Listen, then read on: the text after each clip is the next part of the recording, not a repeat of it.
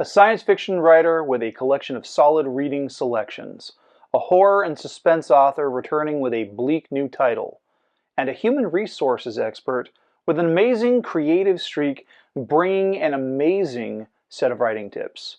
We are exploring the stars, engaging in writing expertise, and we are digging into the graves where the bones are still wet.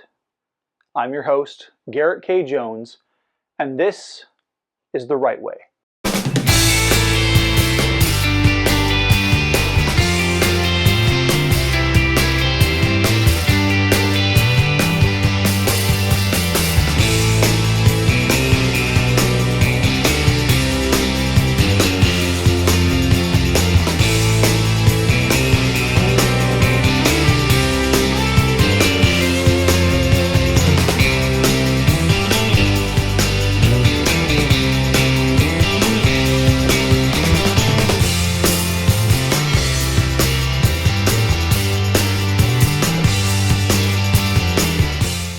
Hey, welcome back to The Right Way, where we talk book recommendations, author interviews, and creative writing tips.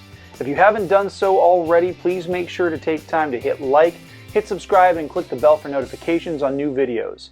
I have great content lined up for this first full episode of October, but before we jump into our first segment, I have a few quick announcements that I'd like to share with you. First up, if you missed last week's live stream, you can find that video linked up here in the corner. I spent the broadcast discussing the various writing competitions that I've been participating in over the course of the summer. It was helpful for me to share that information because these competitions have really helped me keep my creative flow moving despite not actively working on book 6 in my fantasy series, The Archives of Isink Rayan. It was a relatively short live stream, but if you missed the card that popped up just a moment ago, you'll be able to find a link popping up again at the end of this video. Next up, just like last season, I'll harvest out the 3 segments and you'll be able to find them in their own respective playlists. Top 10s will be in Top 10s, interviews in Author Awareness, and writing tips in Creator's Corner. There will currently be no thematic playlist featuring the Season 7 Creators Corner segments, as I've opened it up to other guest hosts. Lastly, and picking up on a thread from my live stream, I'm officially announcing 2 really awesome projects. The first is that I have a story being released in a cosmic horror post-apocalyptic anthology entitled Collective Chaos, which is being published by Collective Tales Publishing based out of Salt Lake City, Utah. CTP put out a call for submissions about 2 years ago, a little over actually by this point, and I felt compelled to write something falling into those genres. I leaned more towards the Lovecraftian side of cosmic horror and developed a story called Emily about a stranded sailor who washes ashore on a remote island in the South Pacific. It was a lot of fun, and the best part for me was that I literally wrote the story to the entire Wilder Mind album put out by Mumford & Sons back in 2015. It was a really inspired piece of work. That anthology just got released, and I hope that you guys get a copy of that book. The link is in the description. And finally, the other project is a new anthology that I'm doing of my own short stories. The idea was given to me by a relative of mine back during the summer. The working title is called Midnight Playground, and it will include the stories that I've produced over the last few years for both NYC Midnight and Writer's Playground, hence the title, and as other venues as well. No release date has been set yet, but I think everyone will love it because it has a little bit of everything in it. Now, let's get on with the show.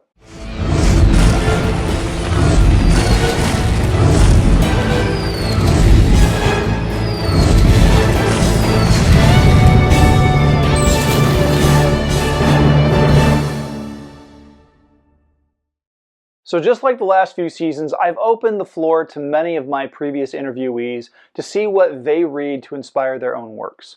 This first top 10 list of Season 7 is no exception. Our first guest host, SM Warlow, was featured last season in the December episode, and we discussed the space opera that he writes. I've invited him back, and he was more than willing to share the titles that boost his creativity. Hello, this is SM Warlow, author of the Tales of the Phoenix Titans series.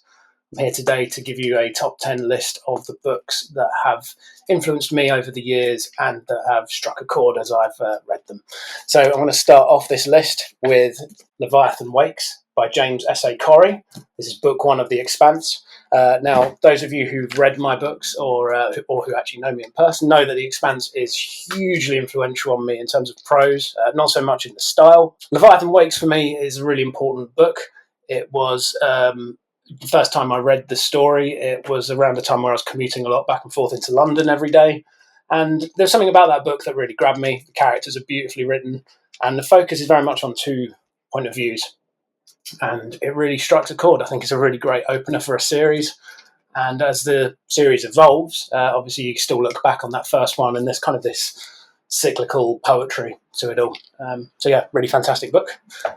Second in my list of top 10 is a bit of a departure from that. So that is Gone Girl by Gillian Flynn, also adapted into a movie about 10 years ago. Fantastically written book, a massive departure from The Expanse, obviously, but a really interesting book, and actually stronger, I think, than the film. So Gillian Flynn delves into very much the impact of the 2008 financial crisis and the kind of ramifications that has on our characters. It largely still follows the same plot as the movie, but there's just a little bit more to it that feels kind of more deep divey when you get into it. The third book on my list is Altered Carbon by Richard K. Morgan. Fantastically written first-person point of view story, first in the Takeshi Kovacs series. It's a really great noir read, kind of perfect for fans of Blade Runner, I would say. It delves into kind of future tech, and it's got a very kind of hopeless feel to it. So it's a really fantastic read, and I strongly recommend that to anyone who likes their sci-fi. The fourth on my list is Bad Luck and Trouble by Lee Child. It is one of the many Jack Reacher novels that are out there and was adapted into the second season of the series quite recently. Now, I'm someone who's read the majority of Lee Child's novels over the years, so there's about 30 Jack Reacher books, I think. Bad Luck and Trouble is the one that stands out most to me because effectively it's the opportunity where Reacher can bring the whole crew back together for kind of one big ride to avenge a friend of theirs who's died. It's a fantastic novel, really, really strong writing. I think it's actually Lee Child's best of the 30 so far. Book 5 is a more recent release. So this is Bookshops and Bone Dust by Travis Baldry. It's the second in the Legends and Latte series. For those of you who don't know, Travis Baldry is a pretty notable narrator in the sphere, and a few years ago he released Legends and Lattes, which obviously released to absolute critical acclaim. It was all over social media at the time, and it's a really beautifully written book. However, Bookshops and Bone Dust strikes a different chord for me. It's a prequel, but the author really stretches himself. I think some of the prose are very well written, characters very well fleshed out. Again, it's like a huge departure from everything else on the list. It's fairly low threat, but Baldry's writing style, it does strike a chord. Book 6 is Starter Villain by John Scalzi.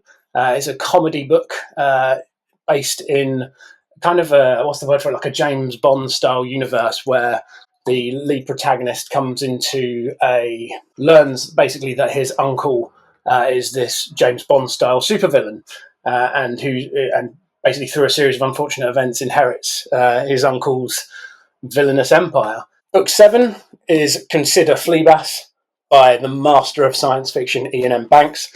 It's the first book in the Culture series, and there's a reason why Ian M. Banks is so revered as a writer today. This book was released in 1985, I believe, and Banks just has a really amazing ability to world build. Culture is vast and just incredible. Science fiction fans, I would strongly encourage you to read. Book 8 on my list is Star Wars Shadows of the Empire. Now, I'm of an age where I can remember when Shadows of the Empire released. It was this big media thing that happened in the 90s where there was a Nintendo 64 game, there was a book, there was an audio book, and it's just incredible. It's a story based between Empire Strikes Back and Return of the Jedi, so Luke's learned that Vader is his father, Han Solo's in the Carbonite, and this story is about the crew coming together along with Dash Rendar, who is a sort of a stand-in for Han Solo. Absolutely incredible story, super nostalgic for me. It's quite a short read, it's only sort of 3 hours audiobook, I believe, but well worth it if you get the time. Book 9 is Ready Player One by Ernest Cline. Cline Klein's books for me are quite interesting because I'm not a child of the 80s especially, but a lot of the references in there I think are kind of, they strike a chord with anyone who's sort of that era, who's seen any of those movies. I think Ready Player 2 leans more heavily into the 80s nostalgia. Like, there's a lot of references to Pretty in Pink and Prince and all this sort of stuff, whereas Ready Player 1, although it's been adapted into a movie, I think the book steers towards something slightly different. So a lot of the Easter eggs are quite different in the novelization compared to the movie. But yeah, absolutely 100% recommend that read to anyone who kind of likes their video games or their sort of pop culture. It's a really interesting read. Finally, number 10 is The Great Gatsby by F. Scott Fitzgerald. For Brits that are watching this, you'll understand that GCSE English, you basically centre it around Of Mice and Men, or if you're lucky, something that's not Of Mice and Men. It still astounds me to this day that Great Gatsby isn't on the syllabus for English literature in schools. It's an American classic. There's a reason why it's an American classic, and there's a reason why the movies have been, the Leonardo DiCaprio movie was such a huge success. The writing is razor sharp. Yeah, there's a couple of strange plot holes there in the book, but as far as it goes in terms of getting you to that sort of intrigue with the character of Gatsby and all of the sort of nuances that come with the character and the world that they're in, it's just brilliant. I can't recommend it enough. Anyway, that has been my top 10 list. This is SM Warlow signing off. A big thank you goes out to SM Warlow for being our first guest host of Season 7. If you're interested in the books that he's mentioned, you can find those ISBN numbers listed down in the video description when the segment gets harvested and uploaded separately to YouTube on Wednesday. Now, if you're interested in connecting with Mr. Warlow or picking up copies of his amazing series, you'll find those links featured down in the video description.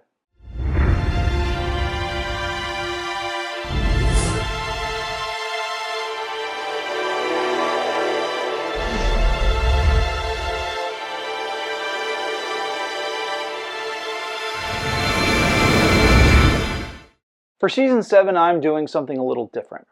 I felt with everything I'm doing with my writing workshop live streams, as well as kind of running myself dry on new creative tips, I felt it was best to once again open the floor to guest hosts. When I put out the invitation towards the end of Season 6, one of my previous guest hosts and interviewees jumped at the chance. So please welcome author and HR specialist Winifred Summer as she provides the first creative writing tips of Season 7. Hey, what's up, everybody? My name is Winifred Summer, the HR darling HR professional that you can talk to about what's going on in the workforce. So today I'm actually not here to talk about, work and stuff. I'm an HR professional, so I love to talk about the workforce, work culture, all that good stuff. But today I want to talk about writing because I'm also an author, and I wrote this amazing book called The Toxic Job Playbook. All right. And it has really changed not just my life, but the lives of many. And I know that there are a lot of people out there that want to write books, specifically nonfiction books that connect to something that they've experienced in their life or someone that they know has experienced, and they want to share information. Whatever that information is, that's totally up to you. But today I'm going to get through a couple steps that could help you take your idea and turn it into a book. Some very important things to consider. So if you're ready, get your pen, your pencil, whatever you want to write with, and let's get into it. Step number 1, your why, right? Most of you probably would figure that that's the place to start. Why do you want to write this? But also, why are you the person to write this? What about this experience that you've had or that somebody that you know has had? What about it is worth sharing, and why should people listen to you? Right? When they pick up this book or they find this ebook and they say it's written by, fill in the blank, fill in your name. What is it about you? Like the about the author section, right? When people, because you want to do your research on the person. I think that's one of the differences between fiction in nonfiction. Oftentimes with nonfiction, we want to know a little bit about this person that feels that, they should be the voice of whatever the subject matter is. So when you're thinking about your why, don't just think about why you want to write this, but also think about why you are the best person to do it. So that is step number one. Step number two, what are the experiences? What happened? What are the things that happened that you want to touch on? I think when it comes to nonfiction, some people don't really concentrate on the idea of storytelling because even though it's nonfiction and maybe you are just teaching somebody how to do something, these are the steps, this is what you need to do, it still has to be shared in a way that makes people get into it, right? Makes it a page turner. It still needs to have some kind of appeal that connects to people. So I really want you to think about what it is you're sharing and how to still share it in a way to where it's not just informative, but it is also something that will connect to people so much so that they're going to want to share it with others who are searching for similar information. Step number three, what are your goals? What is the journey supposed to look like? Before people are reading this book, where are they? Where is their headspace? What is it that they're looking for? What is it that they need? And what is it that your book has to offer? So they start out here wanting said information, you provide said information. And after they finish reading this book, what are they supposed to gain? What is the goal? Is the goal understanding? Is it wisdom? Is it some sort of layout, some kind of map, some kind of structure, some kind of instruction? Like, what is it? What are they supposed to get out of your book? I think that it's something that, to be quite honest, not everybody thinks about. When I wrote my book, I just was getting some stuff off of my chest. And I realized as I was getting stuff off of my chest and kind of trying to help people who are in similar experiences do the same, my goal was essentially in my book to let people know that what they were experiencing is not okay and it's not your fault, and there is a way out, there is another side. And that ultimately was the purpose of my book, was to bring hope. And I didn't necessarily realize that when I got started writing about toxic work culture. So it's really great for you to think about that a little earlier on. What is going to be the journey in your book, and what is the end goal that they're supposed to get out of it? So write down your goals. It's very important. I think we're on step four. We're on step four. Read other books, research other books, not because you want to copy, but because you want to get a feel for what the people are already consuming. You want your work to be unique. You want your work to be something that maybe sheds light on something that is connected to the person that you are introducing people to your work. And beyond this one project, depending on what's going on, they may come back looking for more books. They may come back looking for more writing. They may want to feature you on a podcast or, write about you in an article. So you need to make sure that you are following the best format that you can, that you are creating something to a particular level for a particular audience. And sometimes we're not aware of what types of books people are looking for, like what's selling, what's trending. Although you don't need to subscribe to that, it is good to be aware of what is in the market, so that you can find a way for you to stand out of the bunch. And so I hope this was helpful. This was, rather short, and I know I talk really fast, but these are all things that, knowing what I know now, I wish I knew a little earlier when I was going through my process of writing a nonfiction book. For me, it kind of flowed, and I was like deep into the toxic work kind of experiences. So I kind of have these feelings like I was in my feels and stuff was just coming out, coming out, coming out. And then after the fact, I was like, let me think about like this layout. Let me think about how this book can possibly position myself, which it ended up being, positioning myself as a thought leader and an HR expert, and it catapulted me into different areas, which I'm so grateful for. So when you are creating your nonfiction work, I think it's important to consider those different steps that I laid out for you. And I wish you well.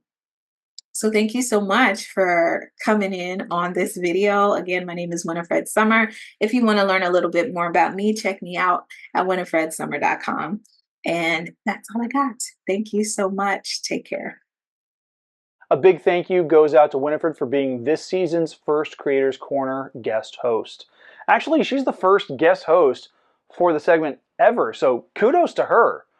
I think she's going for the trifecta because she's won a Writers Award for being an author, for being a top 10 host. Anyway, if you'd like to connect with her on social media or get a copy of her book, then you can find those links again down in the video description.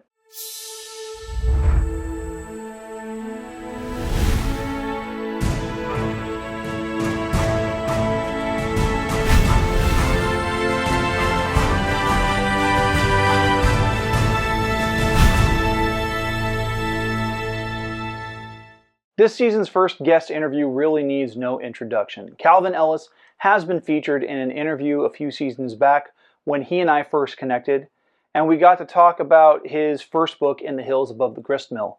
And he has since returned as a Top 10's guest host as well. Kalvin is back again to discuss the second book in his Paisley Mott series, so let's dive into this awesome interview.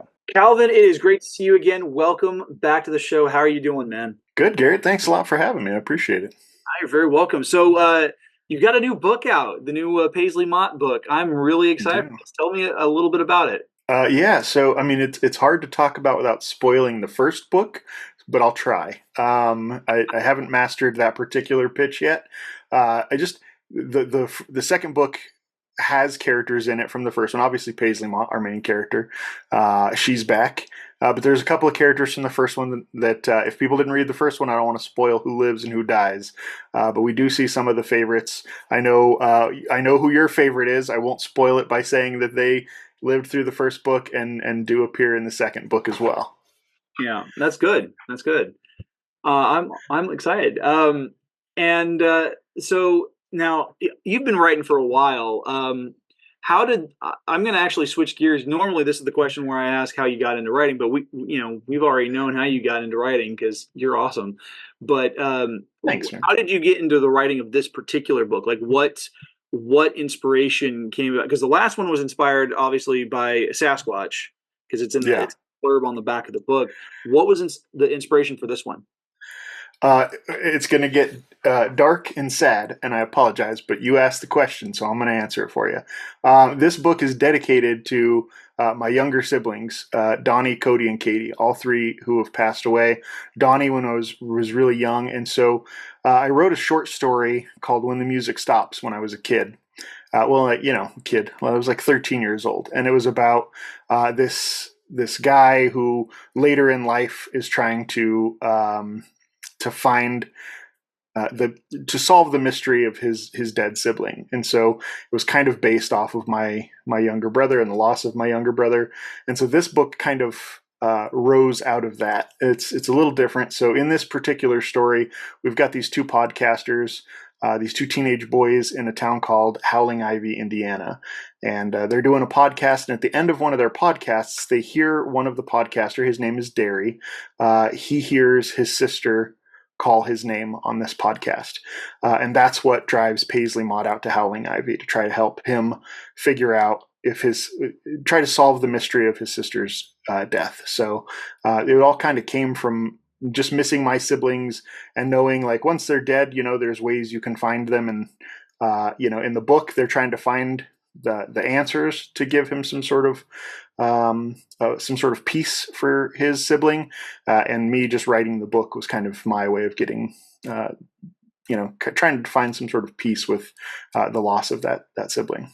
What was one of the biggest challenges or the hardest parts that you encountered in writing this particular book? Because I mean, obviously, writing presents its challenges automatically, but when you're working on something like this, which sounds very personal, beyond just the scope of this is your labor of love, what are some of the challenges you faced with it? This book. So the first book has a mystery inside of it, and when I pitch the books, I say the first one is 80% mystery, 20% horror. This one's 80. The new one's 80% horror, 20% mystery. But that's kind of deceiving because the mystery in this second book is way deeper than the first one, and that was really the hardest part, is having this mystery that's really, really deep, but having to keep it from the readers. And so trying to bury it, giving them enough information so that when they get to the end, they don't feel like they were robbed of clues. I hate that. I hate when I watch a movie and the end comes and I'm just like, I didn't have any clues to try to figure that out. And now if I go back and watch that movie and find out the clues were there and I just missed them, I'm thrilled. And so trying to weave that mystery and still put all those clues in was the hardest part, because when the reveal comes at the end of this book, it is hard to believe. There's in the third act, it takes a very hard right turn. It gets very dark, very bloody, and a couple of things happen that you just wouldn't ever expect. And so trying to weave the mystery through all of that and still have it cohesive so that when it does happen and you think back on what you've read, it all makes sense. That was definitely the hardest part for me. The stuff with my siblings, that was hard. There's a chapter where they discuss the night his sister disappeared. That was really hard. I'm not going to lie. There was a tear or two shed right in that chapter just because it brought back all the memories of my younger brother fell in a river and drowned right in front of me when we were young. And that is not what happens in the story, but it's close enough. It's close enough where the brother turns around and the sister is gone. That was close enough that it really hit home. And so those feelings all came out in that chapter. Do you have any other projects or any ideas for another Paisley Mott book? Like, how many books are you planning? Oh, yeah. This is probably going to be 5 or 7, just depending. I've got 5 for sure. I've got the overarching story for 5, but there is one instance, and this is and I think as a writer, like sometimes we'll have the best laid plans and then our characters don't quite do exactly what we want them to do. Which is, cliche, and people are like, you're a writer, you can make the character do what you want.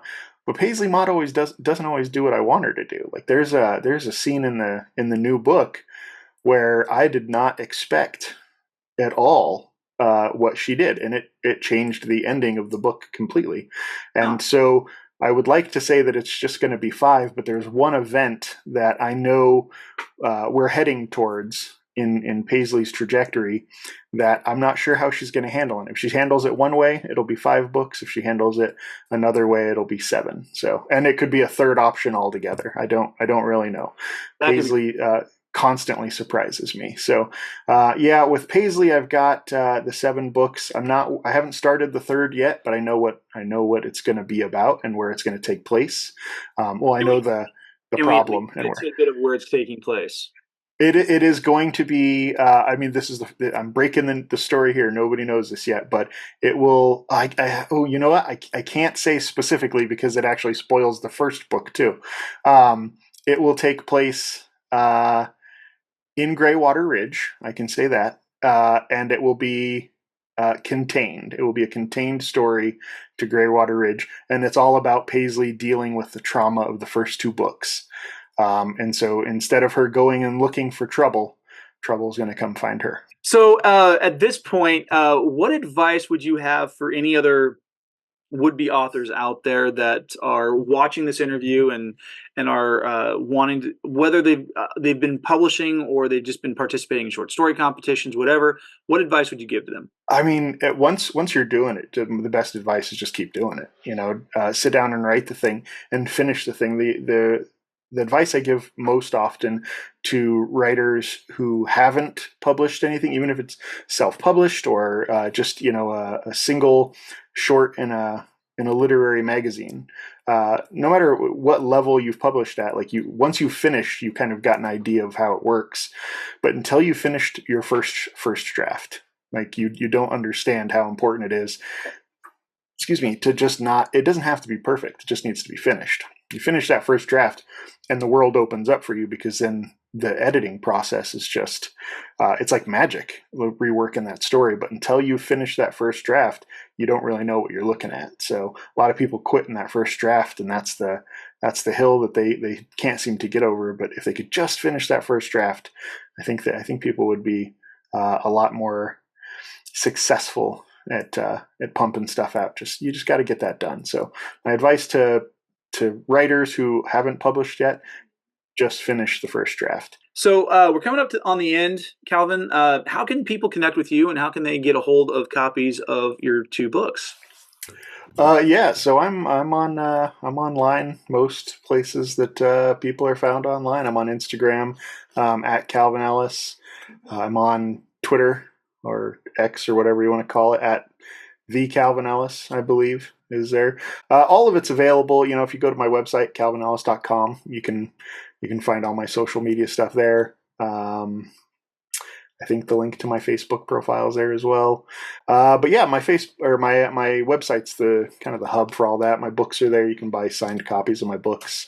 They're also on Amazon, Barnes & Noble, and all the other usual suspect places. But if you want it signed and personalized, the website's the place to go. Awesome. Well, Kalvin, thank you so much for coming back on the show. It has been an awesome pleasure to have you. Yeah, man, thanks. It's always so much fun talking to you. You always have the best questions. So, and I love talking about writing. So anytime you want to talk about writing, I'm down. Absolutely. Thank you to Kalvin for being Season 7's first author interview. If you would like to pick up copies of his Paisley Mott series, especially the new book, In the Graves Where the Bones Are Still Wet, or if you'd like to connect with him through social media, those links can be found down in the video description.